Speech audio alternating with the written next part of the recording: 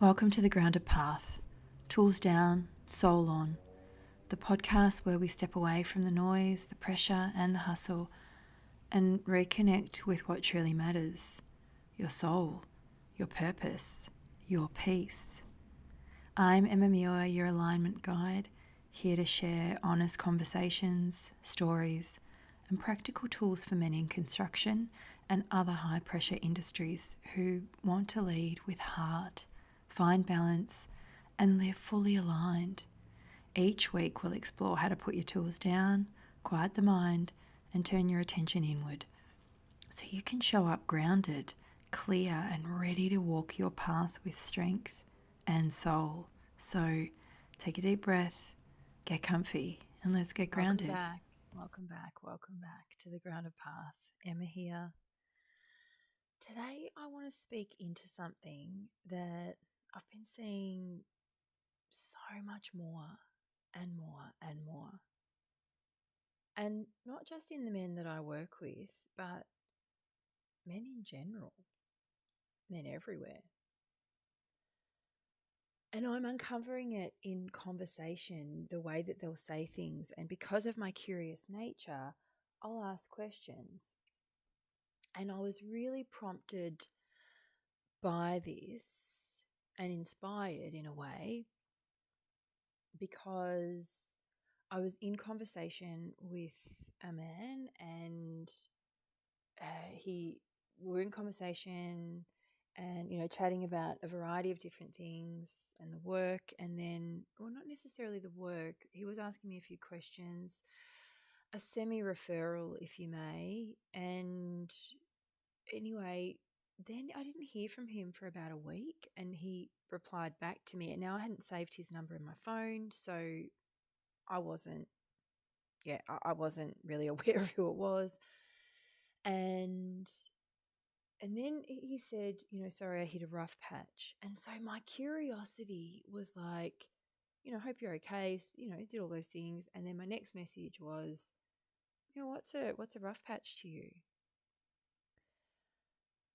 And what it really highlighted for me is this: men are willing to live with pain, emotional pain, mental pain, the stress, the pressure, the constant underlying hum that I've got to hold it all together kind of pressure. And they will tolerate it for fucking years. And you can hear in my voice that I'm like, wow. I mean, I also want to say I did this as well. You're most welcome to head to my website, link below and in the show notes, and there is a story in there that I've written and shared about, lots of my experiences throughout life up until a particular point. And it shares I was tolerating it for years. And then, 15 years ago, I really started to stop tolerating it. But today and in today present, this conversation was like in the last couple of days. And they'll tolerate it, like I said, for years. They'll carry it like it's normal. Men will normalize it so much that they don't even question it anymore.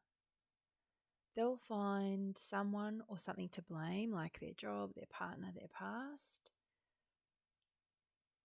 and they'll fill the silence with work, with noise, with distraction. And for a lot of men, and in when I'm having these conversations, it is a very similar answer. When they say they have support in life, they are talking about family and friends. Well, I don't know about you. Yes, they are great support, but they are not going to challenge you to move forward. And what men, and a lot of men will do, is they will numb it, they'll hide it, they'll push through it. They'll find, again, that someone, something else to blame, their job, their partner, their past. They'll fill the silence with noise, with distraction, with work. And I'm repeating that because it repeated in my brain. And I really don't think that a lot of men understand that they're doing this, that they are numbing, hiding, pushing through. They're blaming the work. Their partner's putting pressure on you. Oh, this happened in my past. And believe you me, I've done all of that. And I know what the truth is behind it, why they will fill the silence, why they will fill their life, why they will continue to blame. I know why, because I see it all the time when you get beyond it. And I've done it and gotten beyond it. And what is that? What sits in between staying in that place and moving beyond it this is what holds people, because the truth is they're terrified of what they'll find if they stop. Terrified of what's sitting underneath the surface, and terrified of what it actually means to feel. Like, to feel it. And I get it. It's not, I'm not having a crack here. I'm not having a go. I'm not criticizing. I'm not trying to make people feel like shit. It is a survival mechanism. It's how majority of men have learned to cope. But that cost of coping, that cost is huge.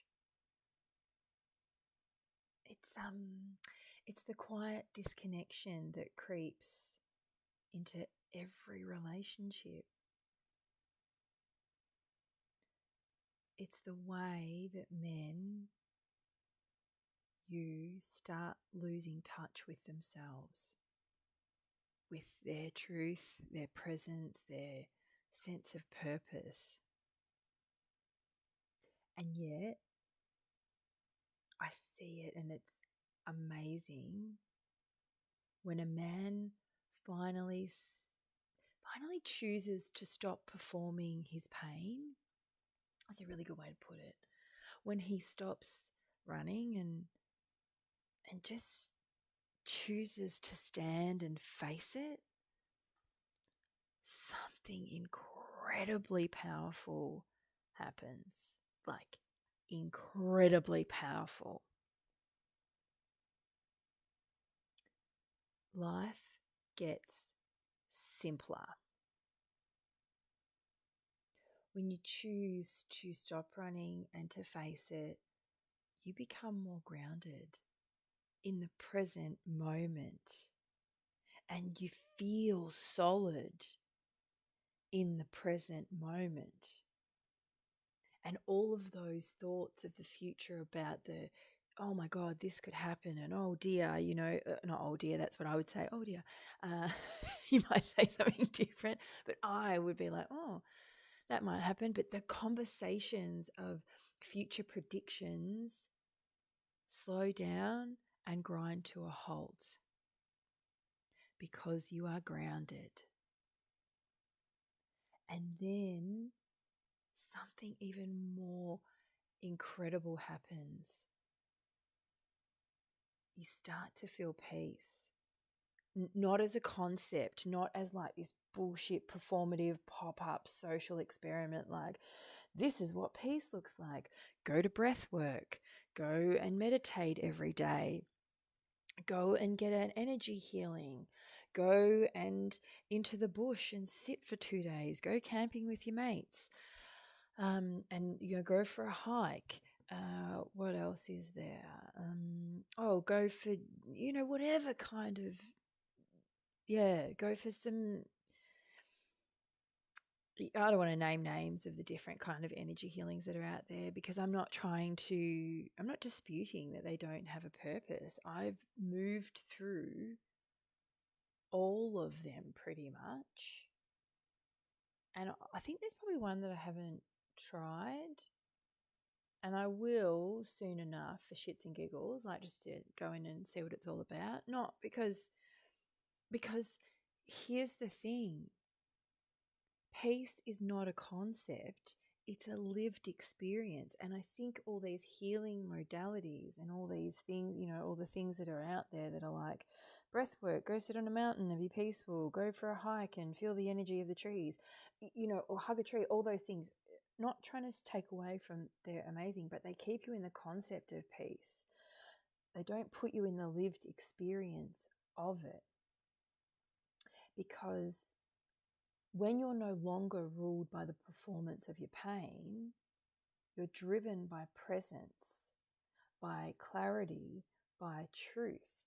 Because when you choose to face your pain, you see the truth. When you choose to look at the patterns and see them as this is what's in my life, this is what's driving me, then you are in the lived experience of truth.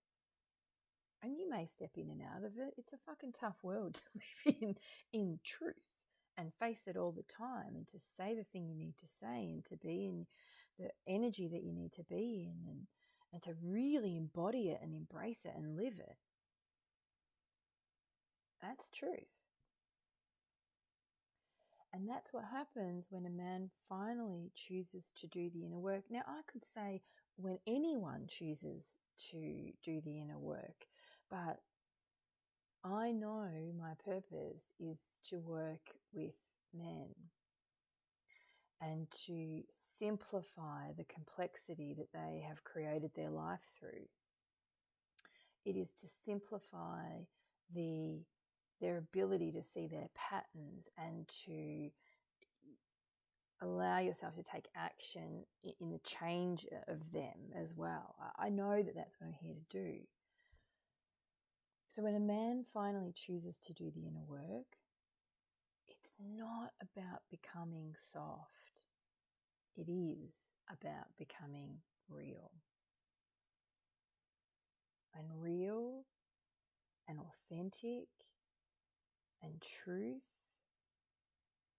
that's where it's fucking at, that's where it's at. And all these games that we play and on the outside of us, it's not the real work. When we choose, and I say we as a collective, because I've had to move through this, and if you can read Path to Peace, a book I have on my website, and it is a beautiful guide that takes you through, my own journey. But I'll be honest, I've removed the stories from it because they're not relevant to you. Your story is relevant to you. My story is relevant to me. And we get caught up in the game of being in other people's stories. I'm not understanding that it's just, again, offsetting our own ability to deeply understand ourselves. I care about other people's stories. Please don't misunderstand. I love hearing them, but I don't put myself in it anymore. And this is what we do. We keep putting ourselves in the other person's story as a way of experiencing their lesson. We're not fucking learning anything, really. Just being honest. Because believe you me, I've tried it. So in Path to Peace, I took out my stories and I just kept it as a guide. There are some brief little mentions in there, but I've really just kept it as a guide so that you can put yourself in it and play in the space of peace and see how you go cultivating it. And you'll see it's not about becoming soft. It's about becoming fucking self-aware. It's not about, this idea of particular actions are feminine and particular actions are masculine. Each of us has the energy of both within us. So, just because you tap into this side of you of self-awareness where you understand your feelings and you can feel them and you can talk about them and you can embody them and make really solid choices through that, it doesn't make you soft. It makes you present and it makes you grounded and it makes you powerful. And that's real. And that's real. I could share a gazillion stories of my life where I have failed in my quest to do the inner work, and where I failed in trying the different things that I now embody, that I now live in. Because it is hard work. I was trying to be real for a long time before I actually was real. And, it made my circle smaller, but it also made my circle have so much more depth and so much more realness and real support and real love. Like honest truth, because people see me for who I am. And I think that's one of the biggest things for men, is that, there is this deep fear about being rejected for who they truly are. But I'm being honest, a lot of men don't know who they truly are. And that's a weight to carry. So if you have been carrying that weight, of performing, being in a performative state of who you are, like showing up because that's what you think people need, and it doesn't feel grounded and it doesn't feel true. So, if you're tired of performing yourself, performing strength, while you're still feeling disconnected underneath it all, maybe it's time.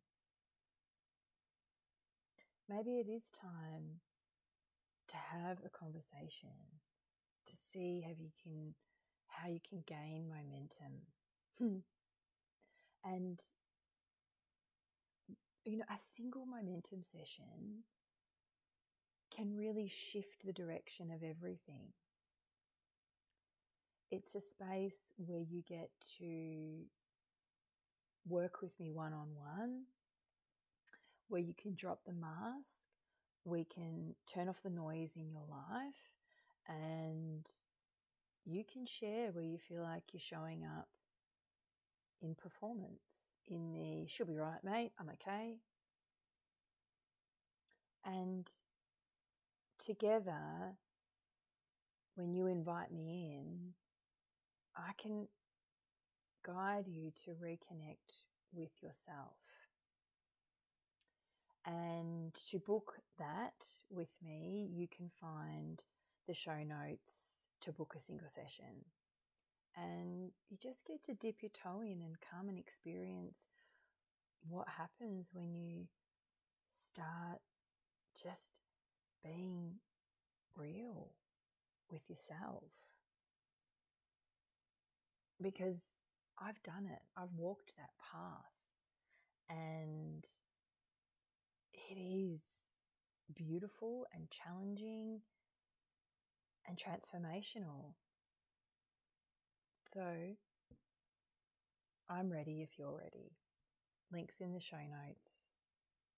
And I would ask you to please, if this has spoken to you, if this has hit something within you, if this has just given you a different perspective, then I would really encourage you and invite you to share this with a mate. Share this with someone that you know, even if you think maybe they don't need it, because most men do. Oh, they'll be right, mate. They'll be okay. Just share it with them anyway, because it may be something that they need. And if they've come to your mind, like as I'm saying this right now, if there is one person that's come to mind, just share it with them, because I guarantee they've come to mind for a purpose, and you don't have to know the reason. You don't have to think like you know why they need it. You can actually just send it to them and go, "Hey mate, I thought of you and for no reason, you just popped into my head. So here it is." And when he listens and he gets to the end of it, he's going to be like, "Oh, that's why," because she said. If you're a partner of someone and you're listening to this and you think that they can really benefit, then send it through, or better yet, book a session. Just book it and say, "Hey, just show up at this time. I think you need it. I think you need to chat with someone." I'm beginning to see that might be a really good way for a lot of partners. And you're going to know your man really well. A lot of partners, to just get them to have a look, just, hey babes, I love you and I booked this session for you because I really think you need to talk to someone and have a download and be in a space where, you know, no one knows you, no one knows anything, and you can just talk freely. So I really think that might be the way to go too. So man or woman, whatever side of the fence you're on, whether you're the person who needs to book it or whether you're the partner of a person who needs to, then just go for it. Take the leap and please share. Thanks so much for sharing your time and your energy. And just remember, you know, for a little bit today, just put the performance down, get grounded, and walk the path. Thanks for joining me on the Grounded Path. I truly hope that I've served you and you are able to put your tools down and really tune into your soul.